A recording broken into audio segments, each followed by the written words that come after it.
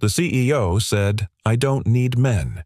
Then the janitor's daughter whispered, "Can you be my mommy?" "Excuse me, do you know how to be a mom?" The voice was small, barely louder than the hum of the floor polisher, but it landed like thunder in Aurora Layton's chest. She turned. In the middle of the marble lobby, lit only by the dull blue glow of exit signs and a flickering vending machine, stood a little girl. Maybe 6. Sleep rumpled curls, one sock down at the heel, and a stuffed rabbit clutched in one arm like it was the last safe thing in the world.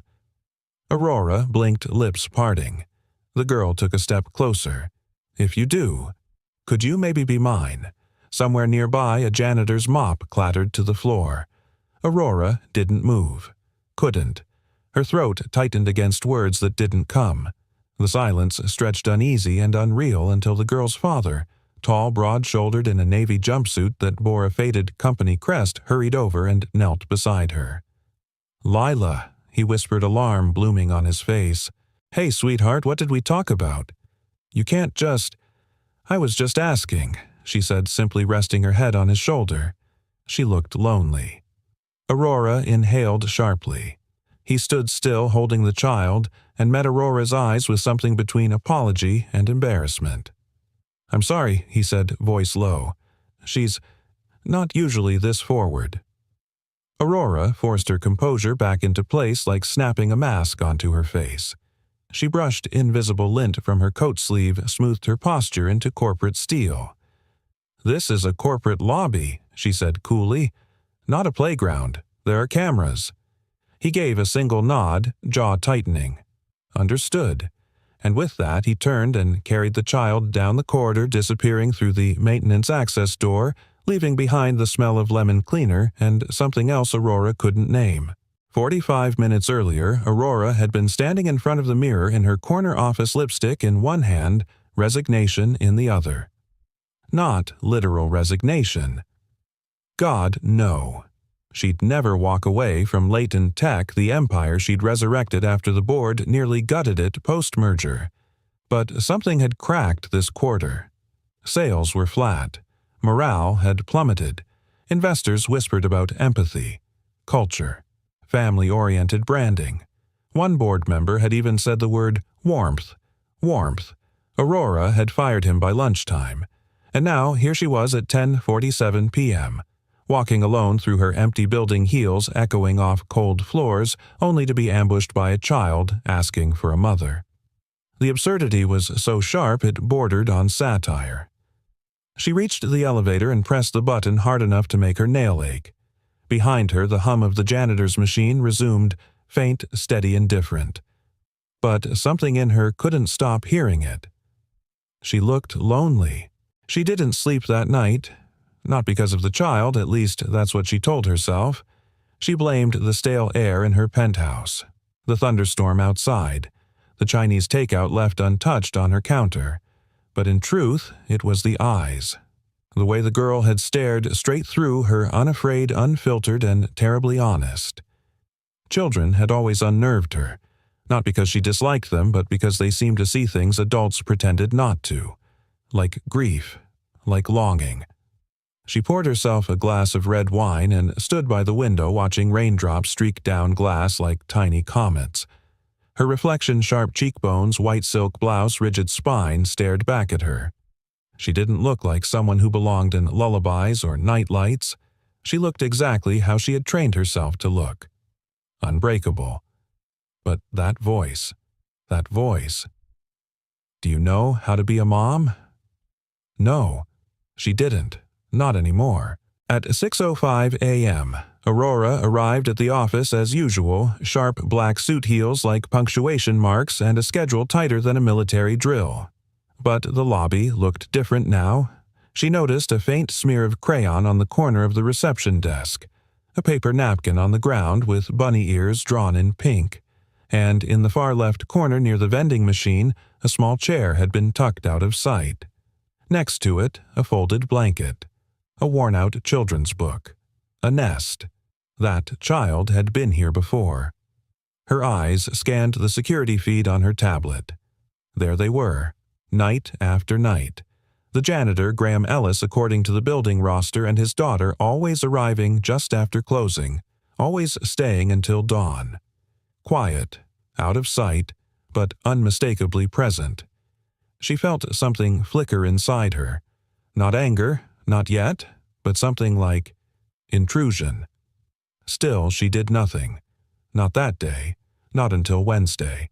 It was during her late meeting with the board, another pointless roundtable on productivity optics, when she caught sight of a man in uniform carrying a sleeping child through the glass walkway below. He looked tired, like the kind of tired that seeps into your bones and stays there, but his arms held the girl steady, careful not to jostle her as he swiped his ID. Aurora blinked. The man turned slightly, and for the briefest second their eyes met. And this time he didn't look away. Later that evening, Aurora rode the elevator down alone. She told herself she needed air, that the new vendor machine layout bothered her, that she was just doing a surprise facility check. But when the elevator doors opened, she didn't step into an empty lobby. She stepped into a moment. The little girl was dancing, alone. No music, just spinning in slow circles, arms out like wings, stuffed bunny dangling by one ear. Aurora didn't move. Lila stopped spinning and turned to her. She smiled, not out of politeness, but like someone who recognized something. "I knew you'd come back," she said softly. Aurora blinked. "Excuse me." Lila stepped closer. Her voice was serious now, the kind that made grown-ups pay attention. "You looked like someone who needed to be chosen." Somewhere inside Aurora Layton, something broke open. But she didn't cry. She didn't run. She didn't soften. She just looked down at this impossible child, and for the first time in years she had no idea what to say. You don't build empires with your heart. You build them by never needing anyone. That was the first line in the keynote Aurora Layton had delivered to the graduating class of Columbia Business School 2 years ago. The quote went viral. Investors loved it. Women who'd had enough of being talked over turned it into posters, mugs, desktop wallpapers. Aurora didn't say it for applause. She said it because she believed it, and for the longest time it had been true. Until now. Until a child's whisper cracked something she'd spent years freezing solid. 3 days earlier, Aurora sat at the head of a polished mahogany table surrounded by men in $1,000 suits who tiptoed around her like she might shatter them with a glance. And maybe she could. She had before. "Let me be clear," she said, voice steady as stone. "We are not a daycare. We are a tech company. If your proposal doesn't increase shareholder value, don't bring it to my table again." Someone across from her Foster, maybe, or Thompson. They all blurred together, cleared his throat. "It's not just about numbers anymore, Aurora," he said. "We're being outplayed on culture. The new investor pitch decks all mention family-friendly values. Maybe it's time to consider something like," she raised one hand, "Family Day." She finished coldly. "Yes. I read the internal memo, and I already shredded it." A murmur rippled through the room. Aurora leaned forward, fingers steepled. "We don't sell values. We sell performance. You want to hug your kids during work hours? Start a book club, off-site." She stood the meeting over without needing to say so. As she turned to leave her assistant, Elena Sharp, 30, and the only person allowed within 10 feet of Aurora's temper, trailed behind. "You'll be late for your 2 p.m. with UX," Elena murmured. Also, HR flagged a janitorial employee for review, something about bringing a child on premises during cleaning shifts. Aurora didn't break stride. Deal with it. Terminate or warn Aurora didn't even blink. This isn't a playground. We're not running a shelter. That night, Aurora sat alone in her penthouse dinner, untouched again. CNN blared in the background. She wasn't listening. She was staring at a photo. Black and white, framed in silver. The only personal item allowed in her home office. A blurry ultrasound. 11 weeks. The only proof that for a short while she had let herself hope. The baby didn't make it past week 12. The man, Daniel, didn't make it past the exit door. He had looked at her like she'd failed him, as if losing something she never got to hold made her weaker, colder, less than. "You're built for boardrooms, not motherhood," he had said, keys jingling as he left. She hadn't cried. She'd doubled her company's valuation the following quarter. She hadn't looked back.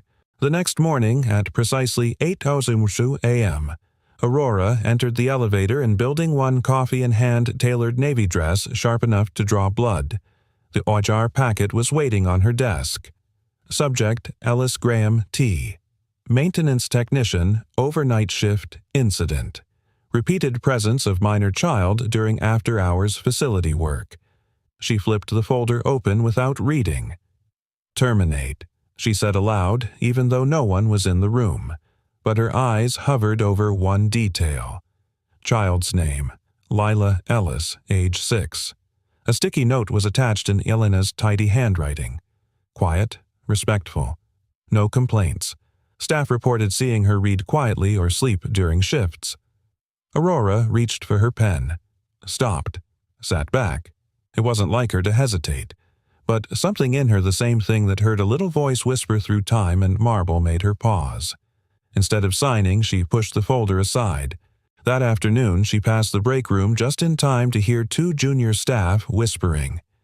"He brings her because he has no one else. Doesn't even have a car. I heard he bikes to work with her in a seat on the back. She sleeps in the lobby sometimes, like curled up in his coat. It's kind of sweet, actually." Aurora said nothing, but something heavy settled on her chest. She walked faster. Later, as she reviewed financial models for Q3, a single line kept echoing through her mind. She looked lonely. It wasn't just the child who said it. It was the voice behind the voice, the one that belonged to no one but herself.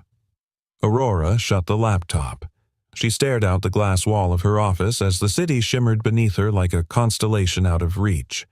No, she didn't need anyone. But when was the last time someone had wanted her? Not for her name. Not for her company. Not for her net worth. Just her. She couldn't remember. The next evening, as Aurora stepped into the building, late, unannounced, unscheduled, unplanned, she passed the security desk and paused. There it was. A child-sized blanket folded on the edge. A pink plastic water bottle. A sketchbook with bunny ears drawn in crayon. No child, no father, just traces. Shadows of warmth in a building designed for steel and silence. She walked past, said nothing. But for the first time, her steps echoed differently. Like maybe they weren't the only ones meant to walk these halls. The first thing people noticed about Graham Ellis was that he moved like a man used to silence. He didn't make noise when he walked. He didn't waste words. He worked like the floor was glass and someone was sleeping beneath it, steady, focused, invisible. But the second thing, if they paid attention long enough, was the way he looked at his daughter, like she was the only part of his world still breathing. "Hold still, kiddo," Graham whispered, tightening the strap on Lila's bike helmet. The sun was barely up, mist curling through the alleyways behind their apartment complex. Lila squinted. "It's not that cold, Daddy. You don't need to zip it all the way." He smiled, gently nudging the zipper up her hoodie. "Not negotiable." "You coughed twice last night. I was pretend coughing." "Nope." "Nice try." He tapped her nose. "You're a bad liar, just like your mom." Lila leaned her head sideways. "Was Mom really bad at lying?" "Terrible," he said, lifting her onto the child seat mounted behind his bike. "She once tried to tell me she didn't eat the last brownie, with chocolate all over her mouth." Lila giggled the sound like a wind chime in early spring. They pedaled off toward the city. Graham had worked the night shift at Layton Tech for 3 years now. It wasn't glamorous, it wasn't stable, but it kept a roof over their heads, and Lila, thank God, was still too young to know that other kids didn't spend their evenings under fluorescent lights with mop buckets and vending machine snacks. He'd tried every option in Neighbor's part-time sitters programs, but Lila had asthma and anxiety both made worse when she was with strangers. So he brought her along, quietly, carefully. She stayed in her station by the vending machines with her books, crayons, and that ragged stuffed bunny. Never wandered. Never touched anything. Never caused a single complaint. Until recently.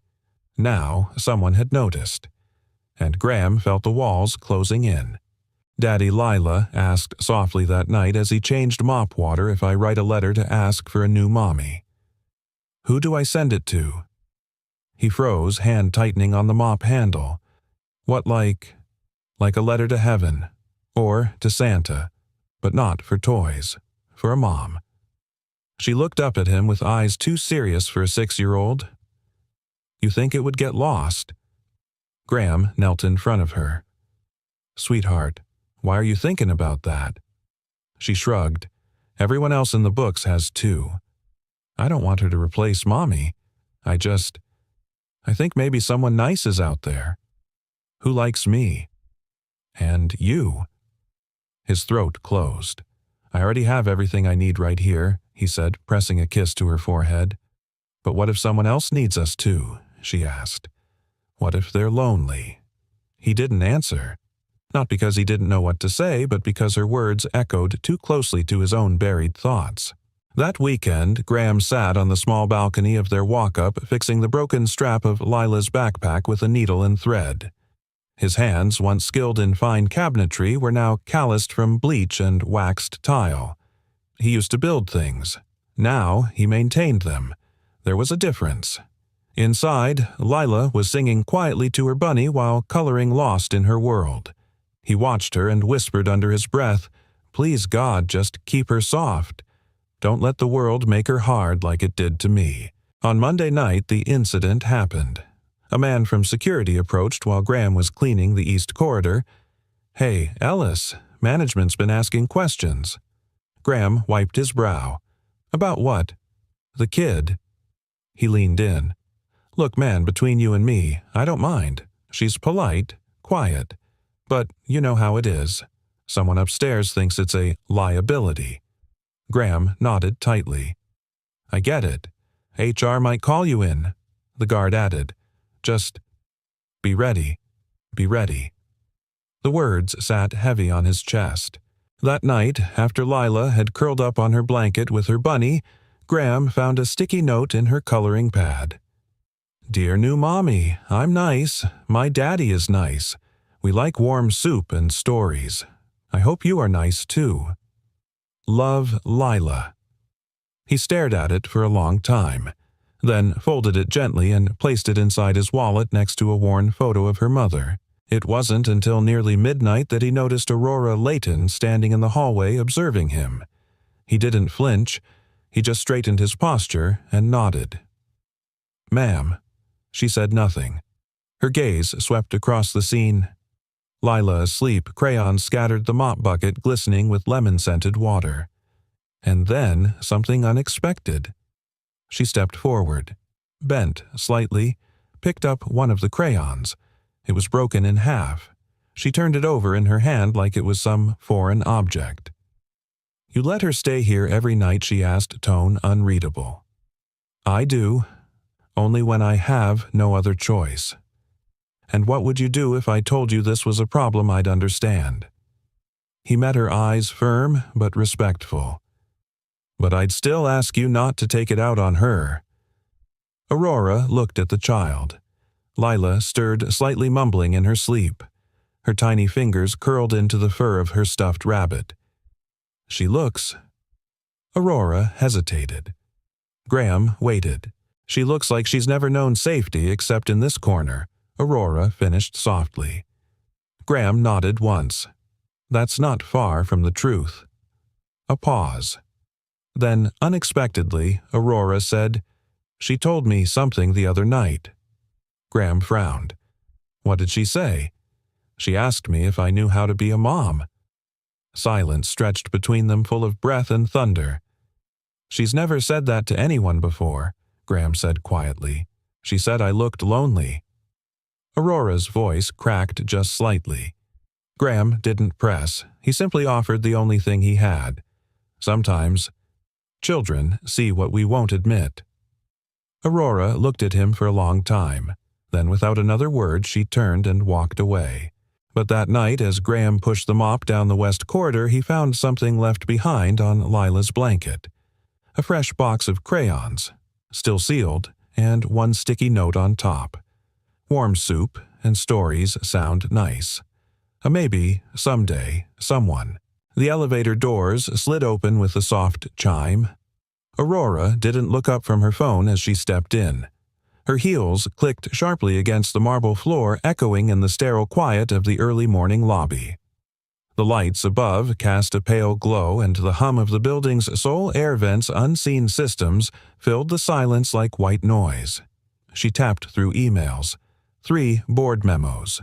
1 PR alert about a competitor's acquisition. Another reminder about the fundraiser she would most likely cancel. Then a small voice broke the silence. "Good morning." Aurora blinked. Her gaze shifted downward. "Lila." The girl sat on a bench outside the elevator, tiny knees drawn up to her chest, hugging a threadbare bunny made of folded paper. She wore a sky blue hoodie several sizes too big, the sleeves curled like waves around her hands. The girl wasn't supposed to be here. No children were. Not this early. Not unsupervised. But before Aurora could speak, Lila stood and stepped inside the elevator beside her. Aurora hesitated. No janitor in sight. Just her and a child. The doors closed with a sigh. Silence. Lila looked up at her and said softly, "You smell like snow." Aurora's brow twitched. Snow. The girl nodded, serious. Like the kind that falls when nobody's watching. Not the crunchy kind. The soft kind that disappears when you touch it. Aurora didn't know what to do with that. She pressed the button for floor 31, and Lila, without asking, reached out and pressed 17. They rode upward, wrapped in a strange calm. Then Lila began to hum. A soft tune. A melody, ancient and aching. French. The kind of song only grandmothers sing in the countryside when the fireplace flickers low and stories feel real again. Aurora's fingers tightened around her phone. "Where did you learn that?" she asked, voice steadier than she felt. Lila tilted her head. "Nowhere. I just remembered it. I think my mommy used to sing it." Aurora's heart did something it hadn't done in years. It stuttered. "You remember your mother?" "No." The girl's voice was matter-of-fact. "I never met her. Daddy says she went to the stars before I was born. But sometimes I think she left me songs. In dreams." Aurora stared at the elevator numbers blinking upward. The air felt thinner somehow. "Why are you in the building?" she asked, more brusque than intended. "Daddy works. He says I'm quiet enough to wait." Lila smiled. "And I like quiet places. They don't forget you're there." Aurora couldn't find words. She didn't know why the girl's presence unsettled her. She had navigated billion-dollar negotiations, testified before federal commissions, silenced rooms of men with a glance.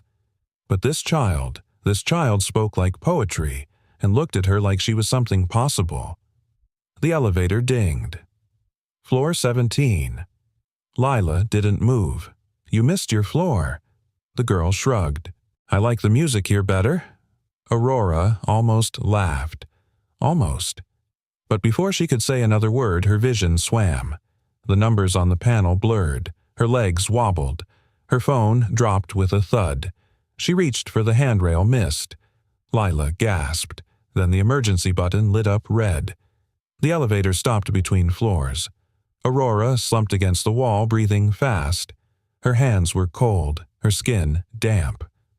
"Are you okay?" Lila's voice trembled, small but fierce. I don't know," Aurora whispered. "Low blood sugar, maybe." "I skipped." She didn't finish the sentence. Lila knelt beside her, reaching into her hoodie pocket and pulling out a tiny juice box still cool from a mini ice pack. "Daddy says always keep one for emergencies," the girl offered. Aurora stared at the cartoon strawberry on the box. Then back at Lila. She took it. As she drank, the elevator started moving again. When it opened, Graham stood there, pale, breathless janitor's cart abandoned mid-hall. "Lila!" he shouted, then froze when he saw Aurora on the floor, juice box in hand. "What happened?" "She didn't feel good," Lila said simply. "I helped." Graham helped Aurora to her feet without asking. His hands were strong, calloused but careful. He smelled faintly of cedarwood and floor polish. Aurora nodded, steadied herself. "I'm fine." "You sure?" She hesitated. "Yes. Thank your daughter for being more prepared than I was."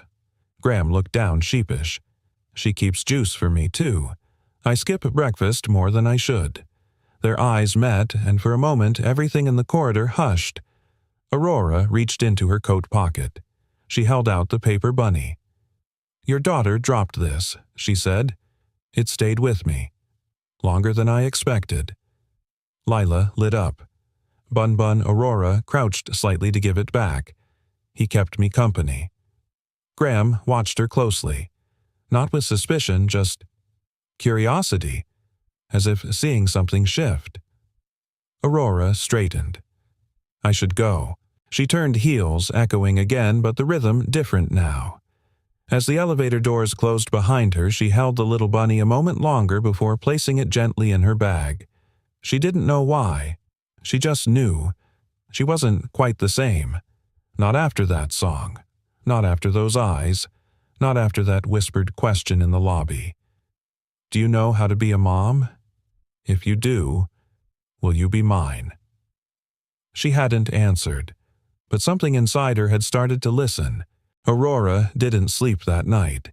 She lay in bed, arms crossed over her chest, eyes wide open as if her body no longer remembered how to rest. Outside her penthouse window, the city pulsed with light. But inside, everything felt still. Too still. On her nightstand sat the paper bunny. It had survived the commute in her leather handbag, flattened slightly but still intact. She'd meant to throw it out. But somehow she hadn't. Now it sat upright beside her designer lamp, and the crystal water decanter from Milan as out of place in her world as she felt in his. The song from the elevator replayed in her mind like a haunting echo. Soft snow. Dreams of mothers. A bunny that keeps you company. A child who remembers love she never knew. Aurora turned away from the window and stared at the ceiling. In her dream that night she was holding a child's hand. Small, fragile, familiar. They were standing at the edge of a field filled with origami cranes. The child looked up at her and asked, "Why didn't you stay?" When she awoke, her cheeks were wet. She hadn't cried in 12 years. At work, things felt louder, not literally. Her office was still the shrine of silence. She'd demanded it to be frosted glass, recessed lighting, minimal, everything. But inside, her senses were raw. Every hallway echo, every child's laughter in a passing street below, every mention of family leave in a new policy draft. It all pressed in like static under her skin. She sat through a board meeting without speaking. She signed 5 contracts she didn't read. And when she walked past the break room and heard 2 interns whispering about a single dad janitor with the sweetest kid in the world, she stopped mid-step and turned. They froze. "Problem?" she asked coldly. One of them stammered. "No, ma'am. We were just saying. The janitor's little girl, she's been drawing pictures. Left one in the restroom that said, 'Thank you for not being mean to my daddy.'" It was kind of sweet. Aurora didn't reply. She walked away. But later that evening, when everyone had left, she made her way to the break room. On the bulletin board was a crayon drawing tacked beneath a poster about fire drills. It showed a woman in a white blazer holding hands with a stick-figure child and a man with a mop. Above them, "My Wish Family." She stared at it for a long time. Then, without knowing why, she took it down and folded it carefully into her coat pocket. Elsewhere, Graham was in trouble. A manager from HR had flagged a report from security unauthorized child on premises, repeated warnings unheeded. He stood outside a frosted glass conference room holding Lila's tiny backpack in one hand and a folder of apologies in the other. Inside, they were deliberating his future. He heard one voice, sharp nasal, mention liability. Another muttered, policy is policy. He knew this day might come, and he'd prepared his answer. He would take a night shift at the hospital or clean gym floors or deliver newspapers, whatever it took. But then the door opened, and to his disbelief, Aurora Layton walked past him without a word and entered the room. 5 minutes later, she walked back out. She didn't look at him. She just said, "You're fine." He blinked. "What's your job?" She clarified, "You're not fired." "Why?" She turned slightly, eyes unreadable. "Because your daughter isn't the one causing trouble here." Before he could respond, she walked away. That night in her silent apartment, Aurora took out a sheet of paper.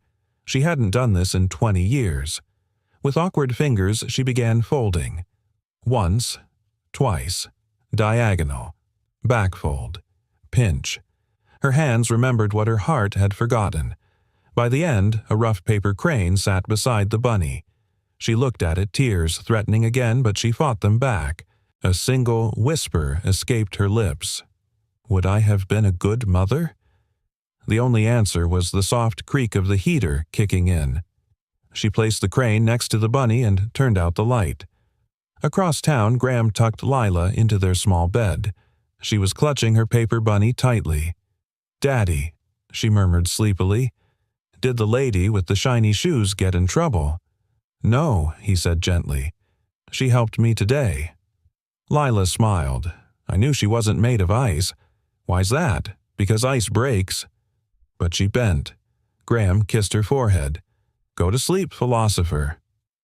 As he walked out of the room, he paused and glanced at the nightstand where Lila had placed her latest drawing, the same trio again, him, and the shiny lady. Only this time, the woman wasn't holding hands. She had both arms open. The next morning, Aurora opened her email. Subject: Internal Review, Janitorial Staff Violation Case, closed. At the bottom, a note from the HR head: "Thanks for stepping in.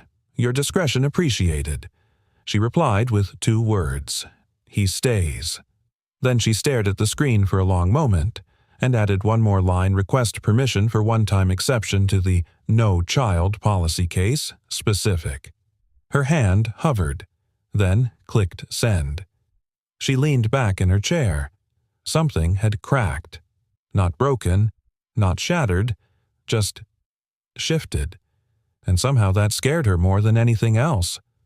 Some things shift without a sound. A glacier melts, a heart softens. A woman who built her life on walls begins to wonder what might be on the other side. Aurora didn't announce anything. That wasn't her way.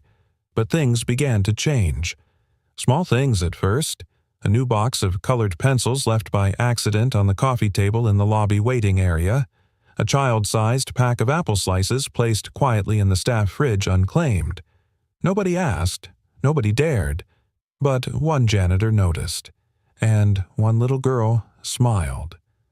Lila had started to wait for the elevator a few minutes later each night, just enough time to accidentally run into the lady in the white blazer with the high heels that clicked like clockwork. "Hi, again," she said one evening, holding her favorite book tightly to her chest. "Want to see my bunny do a cartwheel?" Aurora hesitated, then crouched careful not to crease her suit. "I've never seen a paper bunny cartwheel," she said. Lila demonstrated with an awkward flopping tumble that looked more like a dive, but she laughed anyway. "You're good at pretending," Aurora said. Lila nodded. "Daddy says pretending is how we make wishes real. You gotta play first. Then maybe it comes true." That hit harder than it should have. Aurora's throat tightened. "Your dad sounds like a wise man." Lila beamed. "He is. He fixes things no one else notices are broken."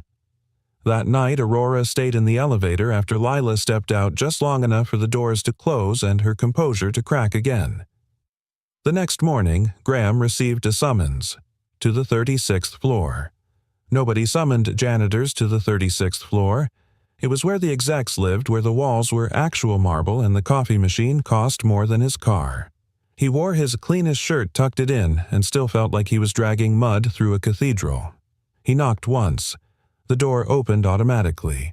Inside, Aurora sat behind her desk, sleek and distant as always, but something in her expression had softened, like she wasn't bracing herself for war.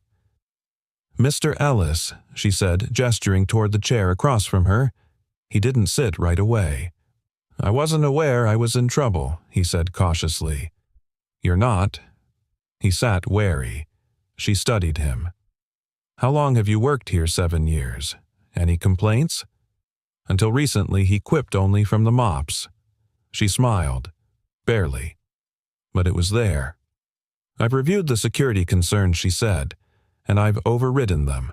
Lila can stay in the lobby during your shifts provided she remains quiet, safe, and doesn't interfere with operations." Graham blinked. I don't know what to say." Aurora looked at him. "Just tell me the truth. Why bring her here?" He exhaled. "Because she doesn't sleep when I'm gone. Because babysitters fall through. Because I tried everything else." He hesitated, then added, "Because I promised her after her mom died, I wouldn't leave her in the dark again." Aurora's voice lowered. How old was she? 2.5. She remembers Graham nodded, not with words, but with silence. She notices every empty chair. There was a pause, heavy, real. Then Aurora spoke again, quieter. "Do you believe children know who they belong to?" Graham tilted his head. "I think they know who stays. That's all they need, really. Someone who stays." Another pause. Aurora's voice nearly cracked. "Can someone learn how to stay if they've always left?" Graham looked at her gently. "I think staying's a muscle, Ms. Layton, not a miracle. You build it, one moment at a time." She swallowed. "Would you mind if I spent a little more time with Lila just talking? Nothing formal." Graham leaned back, a flicker of surprise in his eyes. "Ms. Layton Aurora," she interrupted. He nodded slowly. "Aurora. You saved her that night in the elevator. You didn't have to. I didn't even think she said." "Exactly."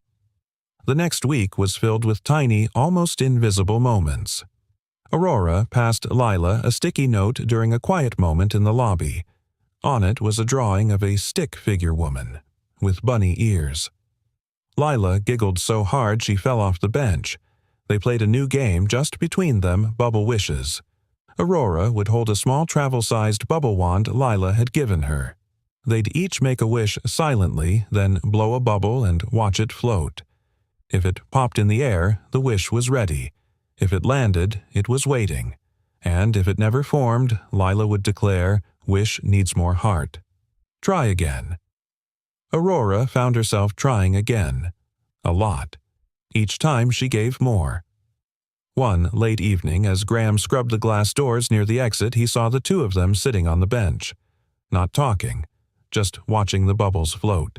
He stood still for a moment, mop in hand, as if the scene might vanish if he breathed too loud. Then Aurora looked up, met his eyes, and didn't look away. Graham walked over, slow and unsure. Aurora stood. "I've been thinking," she said, meeting him in the middle of the marble floor, "about the bunny, the cranes, the drawing she made." He nodded. "I never thought I'd say this, but—" She looked at Lila, then back at him. "I want to keep showing up, not as a guest, as someone who stays." Graham searched her face. "This isn't something you owe Aurora." Her voice trembled. "It's something I need."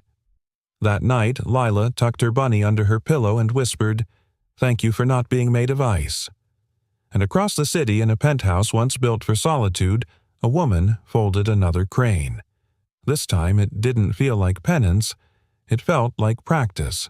It started with silence, not the kind Aurora had grown used to, the cold, clinical hush of polished offices or the late-night stillness of her penthouse. This was a different kind, heavier, charged, the kind that follows a scream no one heard. It was a Friday, quiet like most Fridays after 8 p.m., when the company's fluorescent heartbeat slowed and only janitors and night programmers remained. Aurora had stayed later than usual, reviewing quarterly reports she hadn't actually read, sipping lukewarm tea she hadn't tasted. She was waiting, not for a meeting, for a giggle. A little girl's voice humming a tune off-key. A tiny presence in pink sneakers wandering the lobby with folded animals in her pocket. But tonight it didn't come. Aurora glanced at the wall clock. 9:17 p.m. Her chest tightened subtly the way it used to just before a major shareholder call. She stood, stepped into the elevator, pressed G. When the doors opened, the lobby was empty. Not quiet empty. No janitor's cart, no pink backpack, no Lila. She checked her phone. Nothing from Graham. Odd. She waited 5 more minutes before walking over to the security desk. "Excuse me," she said, trying to sound casual. "Have you seen the little girl who sometimes sits near the fountain?" The young guard looked up from his phone. "You mean the janitor's kid?" "Yes. Lila." The guard shrugged. "I think they left early today. I saw him heading to the service stairwell around 7.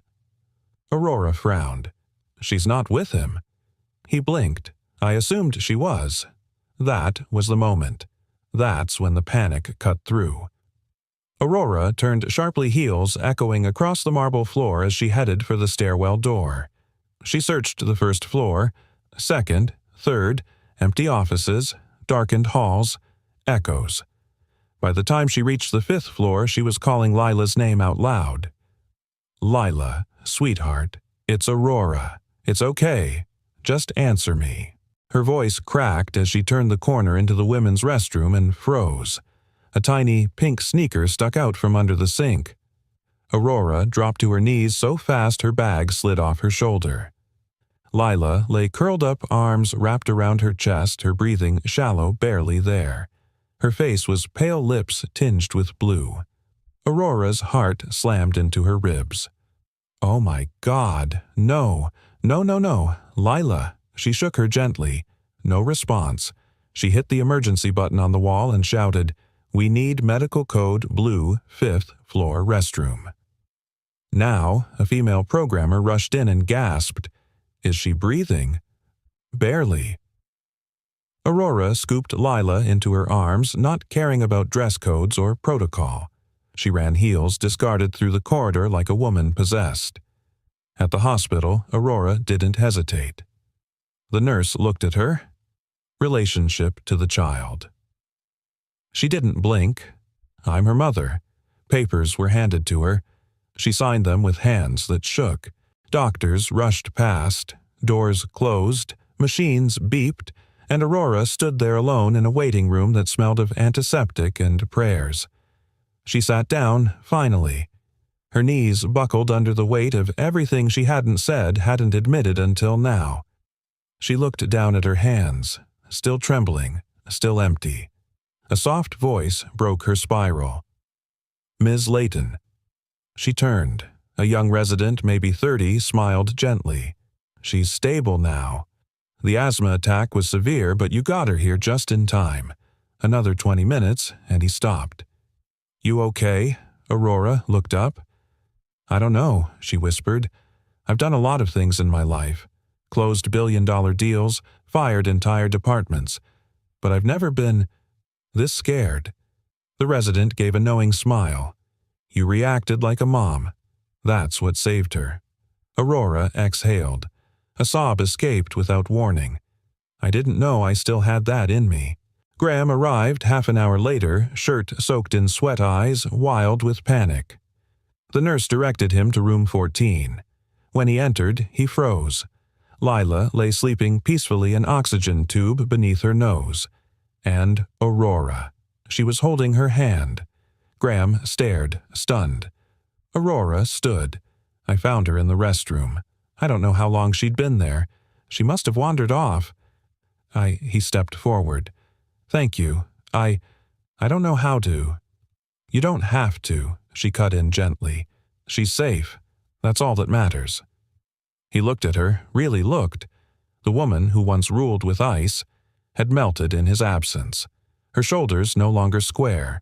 Her eyes red but soft. Her voice trembling, but not from fear. From feeling. "I told them I was her mother," Aurora said. Graham's brow lifted slightly. I hope that's okay. He nodded slowly. More than okay. She walked toward him, hesitated, then asked, May I stay a while? He smiled. She already thinks you will. Later, in the dim glow of the hospital nightlight, Lila stirred. Aurora leaned close. Hey, she whispered. You scared me, little star. Lila blinked sleepily, then asked, soft as snowfall, Will you stay? If I get better, Aurora's throat closed. She nodded, pressing her forehead to Lila's. I'm not going anywhere. The little girl smiled faintly. Don't be a pretend angel. Aurora blinked, confused. I want a real mom, not a memory. Tears traced down Aurora's cheeks. She whispered so only Lila could hear, I want that too. The room smelled like lemon antiseptic and plastic flowers. The morning sun filtered weakly through the thin blinds, painting stripes across the pale blue walls. Machines hummed gently, a soft reminder that breath like healing was a quiet, steady thing. Aurora sat in the same chair she hadn't moved from all night. One hand gently cradled Lila's.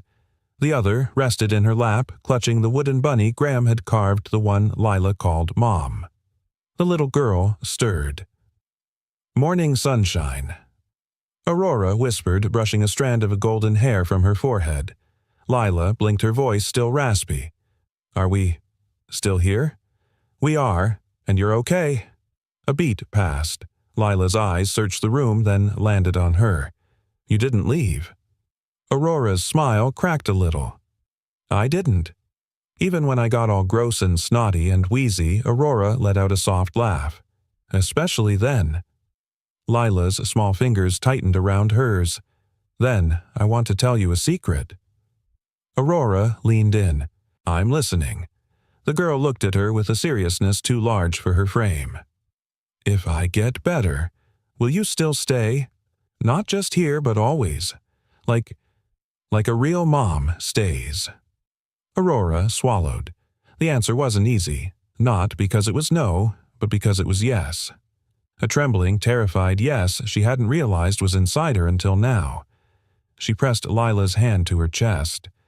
I don't know what kind of mom I'd be. I've never done this before. Lila looked thoughtful. Me neither, but maybe. We can learn. A tear escaped down Aurora's cheek. Yeah, baby. Maybe we can.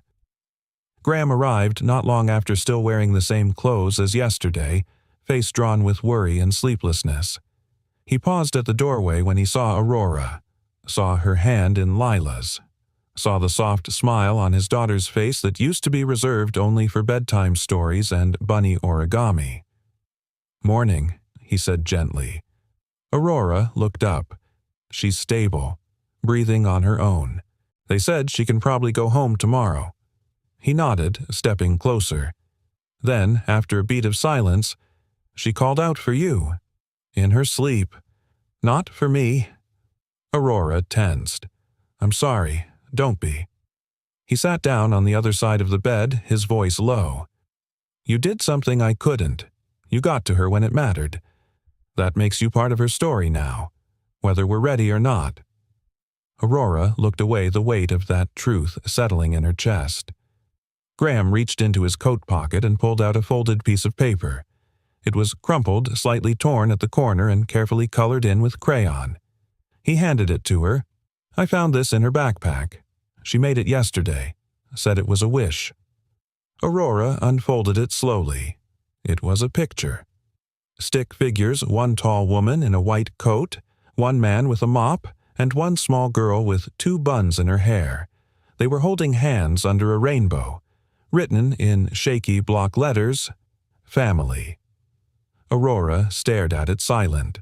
Graham broke the silence first. She doesn't need perfect. Just present, Aurora whispered. That's what scares me the most. He studied her for a long moment. Do you want to know something I've never told anyone, he said. She nodded. When my wife died, Lila was 2. Still babbled more than talked.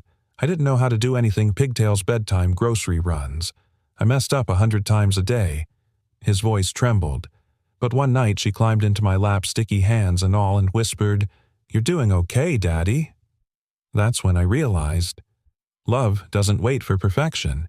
It just shows up. Aurora's chest ached. She looked up at him.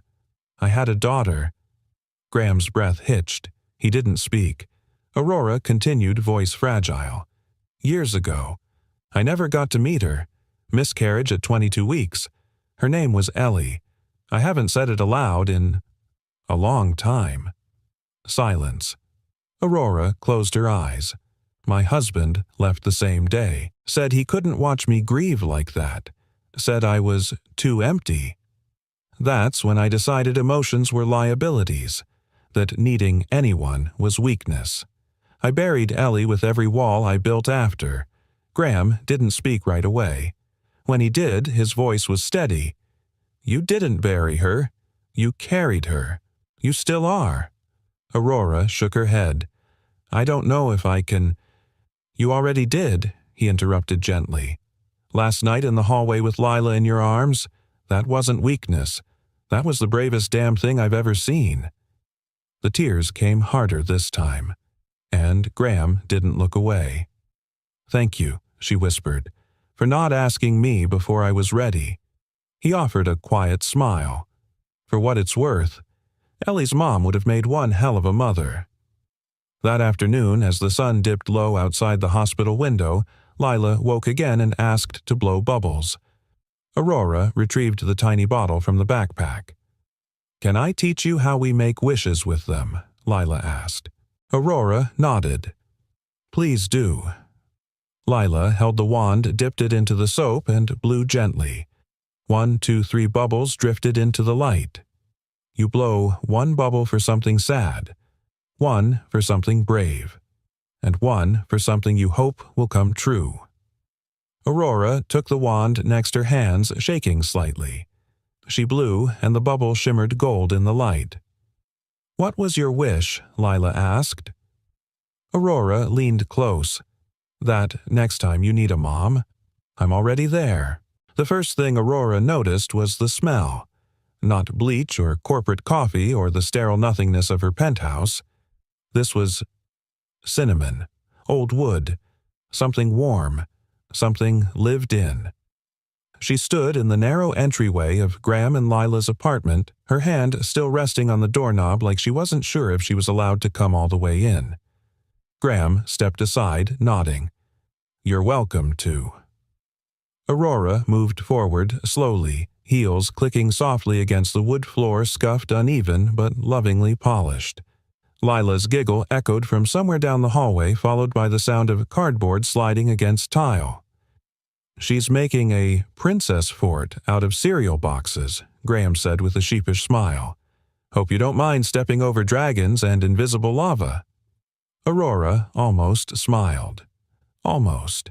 I've survived board meetings with billionaires and one attempted hostile takeover. I think I can handle lava." Graham chuckled, leading her through the modest space. The living room was small but bright. Plants lined the windowsill, some half-thriving, others determined to survive. On the wall hung a framed quote handwritten in crayon. "You don't have to be perfect to be someone's favorite." Lila Aurora stared at it. "That's surprisingly profound." "Yeah," Graham said, rubbing the back of his neck. "She heard it in a cartoon, then asked me to write it out for her birthday." A moment passed. Then Aurora turned voice quieter. "Do you ever feel like you're building something with your bare hands, hoping it doesn't fall apart?" Graham didn't hesitate. "Every day." They shared a silence that said more than small talk ever could. Then from the hallway, Lila came running, arms outstretched like airplane wings. She was wearing a tiara made of foil and a cape fashioned from a kitchen towel. Her eyes lit up. "You came." Aurora knelt. "I told you I would." Lila held something in her fist and opened it carefully. "I made you this. It's not store-bought, but Daddy helped me measure your wrist while you were asleep at the hospital. I think it's close." She held up a small wooden bracelet strung together with elastic thread. Each bead was etched with tiny stars, slightly uneven. Handmade. Honest. Aurora reached out and slipped it on. It didn't fit. She froze. Leela frowned. It's too small. Aurora gently turned her wrist in the light. No, she said softly. It means we need a bigger one. Lila blinked. Why, Aurora looked up at Graham, who stood quietly in the doorway watching them. Because maybe next time we make one for all three of us. A circle.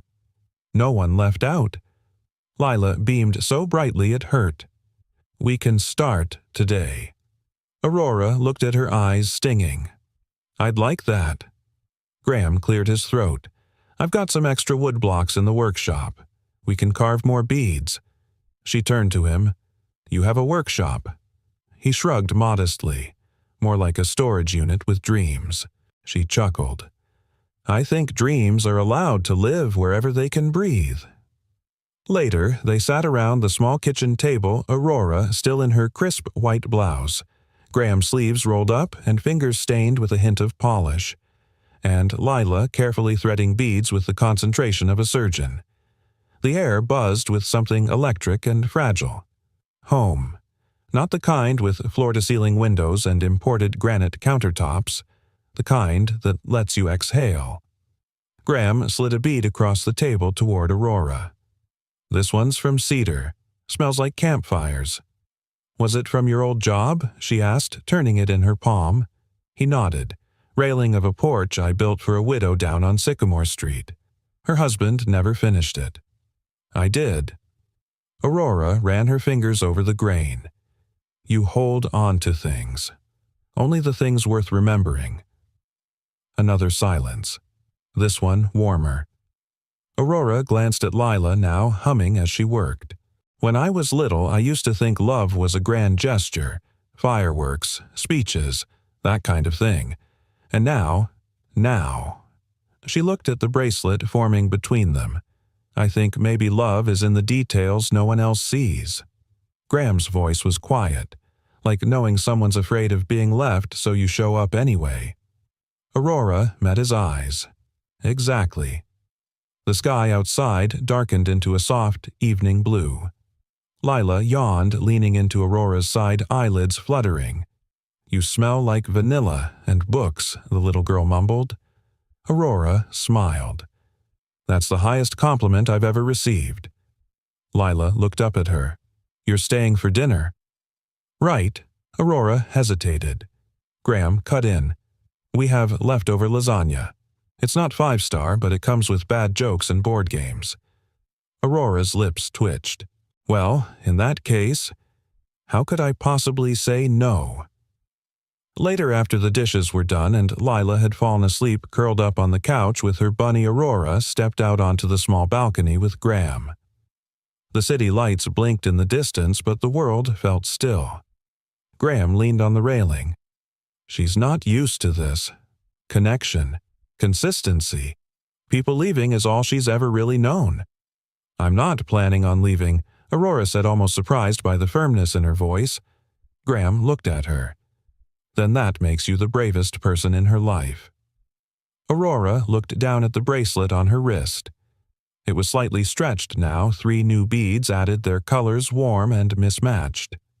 She ran her thumb over one bead, then another. And in that moment, something shifted. A woman who'd once ruled a boardroom with ice in her veins had melted, slowly, surely, into someone who was learning how to love out loud. No press releases, no stage lights, no applause. Just the quiet, steady heartbeat of belonging.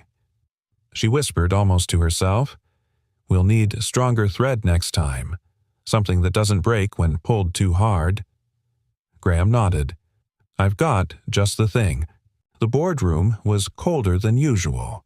Not by degrees, but by presence, by posture, by the quiet, calculated intensity of the eyes staring at her from the other side of the glass table.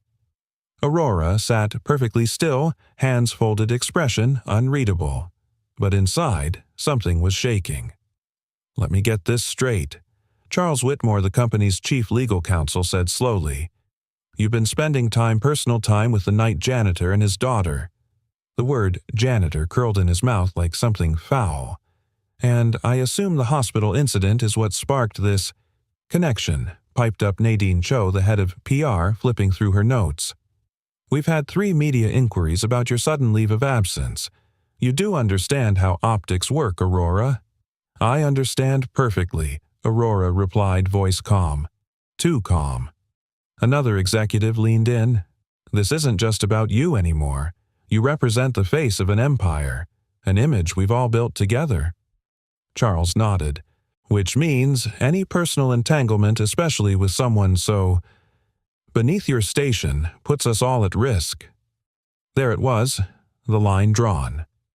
Aurora looked down at the bracelet still on her wrist. The cedar bead Graham gave her caught the light like a secret no one else understood.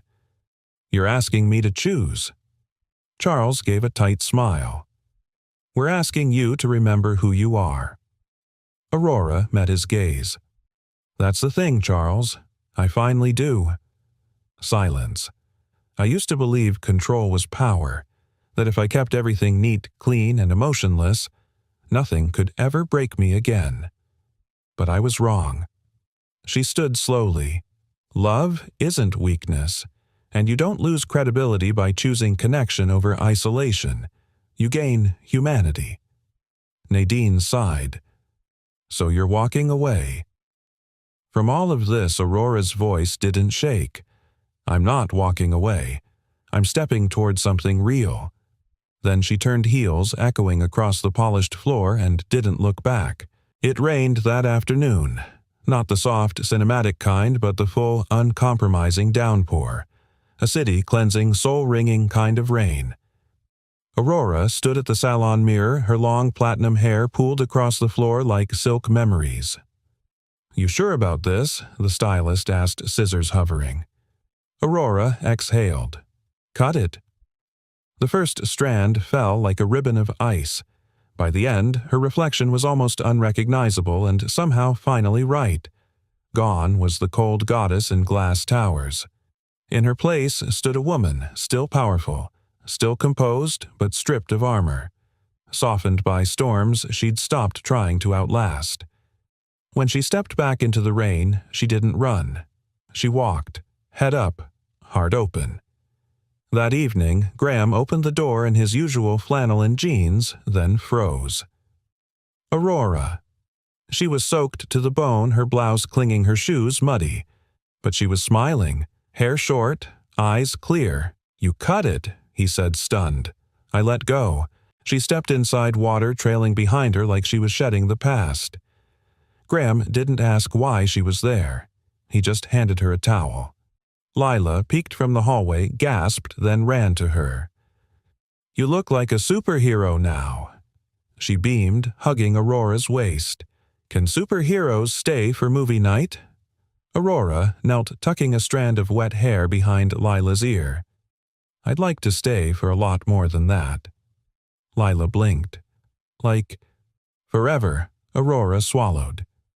If you'll have me. Graham watched them, and something in his chest finally exhaled after 4 years of holding its breath. Later, they sat on the floor surrounded by popcorn crayons and the chaos only children and real life could make. Did the big bosses yell at you? Lila asked, her voice sleepy. Aurora nodded. They didn't understand why someone like me would want to be part of someone like you. Lila frowned. That's silly. It is, Aurora agreed.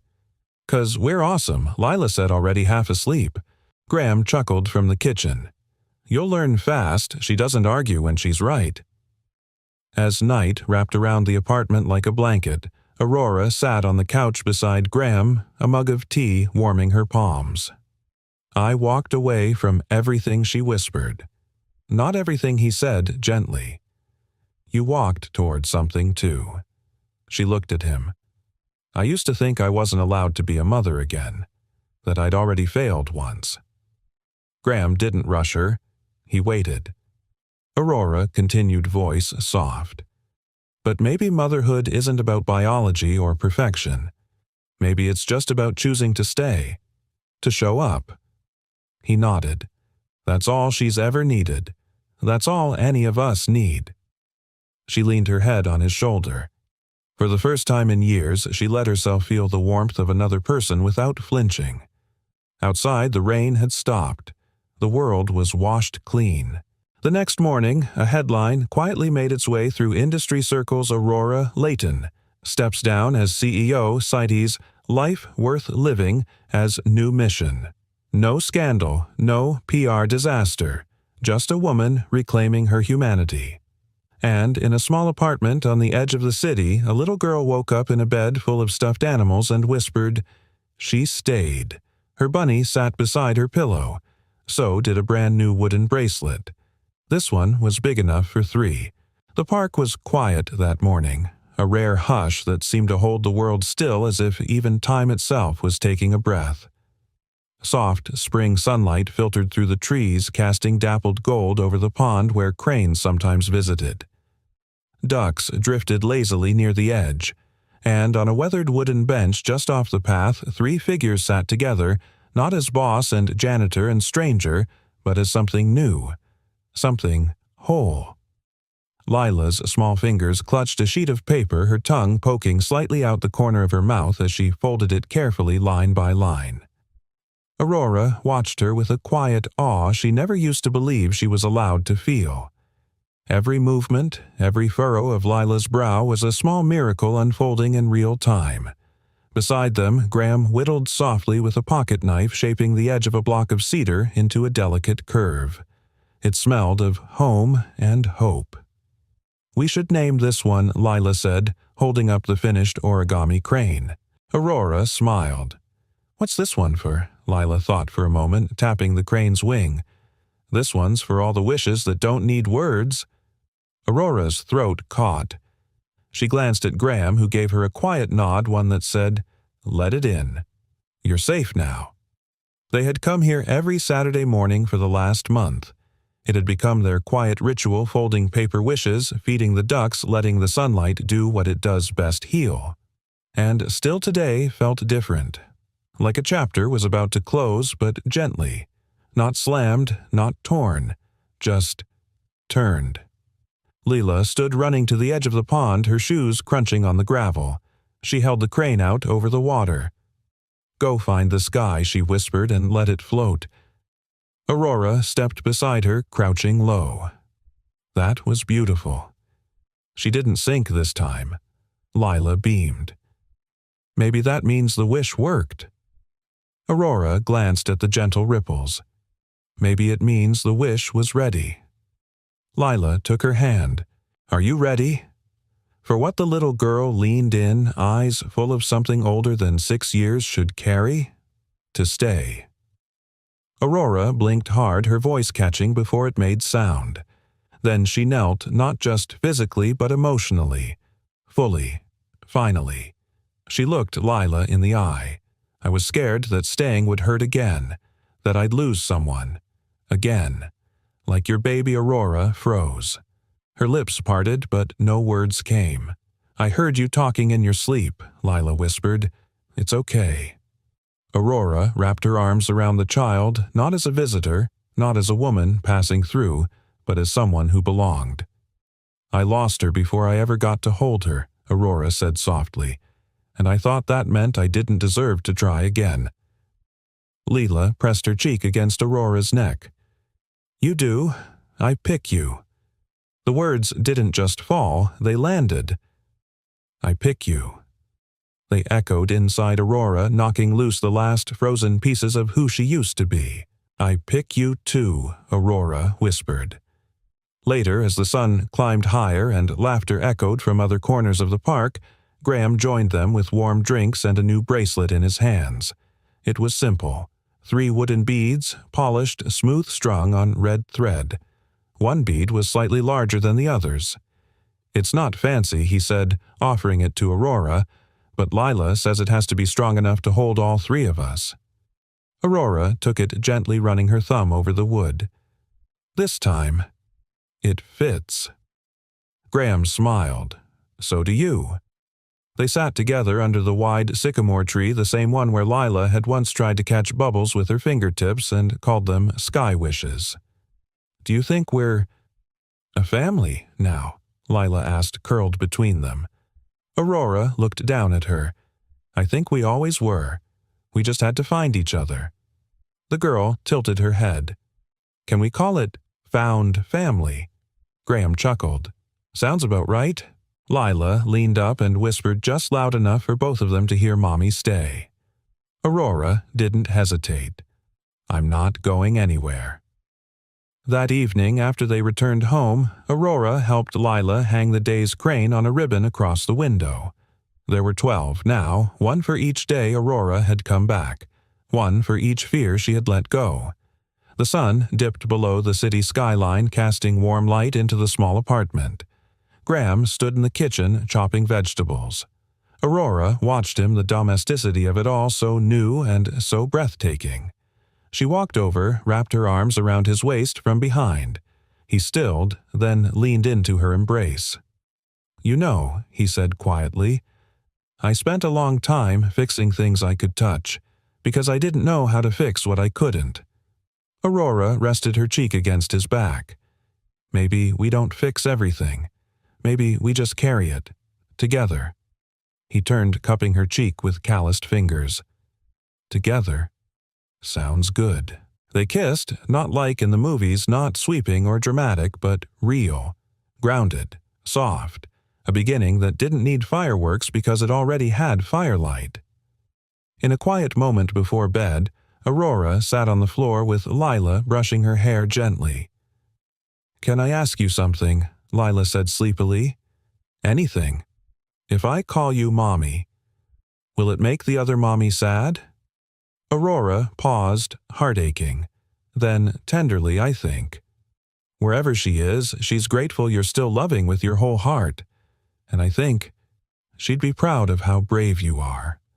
Lila turned, climbed into Aurora's lap and whispered, Then I'm lucky. 'Cause now I have 2 moms, one I dream about and one who stayed. Aurora held her tightly, her eyes wet, her heart full. I'll keep staying, baby girl, as long as you'll have me. Outside, wind rustled the trees gently. And inside a small apartment, a new family born not of perfection, but of choice began their life, not with grand declarations, but with the quiet miracle of being there, of choosing each other, every single day. I used to believe I didn't need anyone. But the truth is, no one is strong because they're alone forever. Sometimes the quietest whispers change your whole life. And maybe that's what love really is. Not always loud, not always perfect, but chosen every single day. Now I want to hear from you.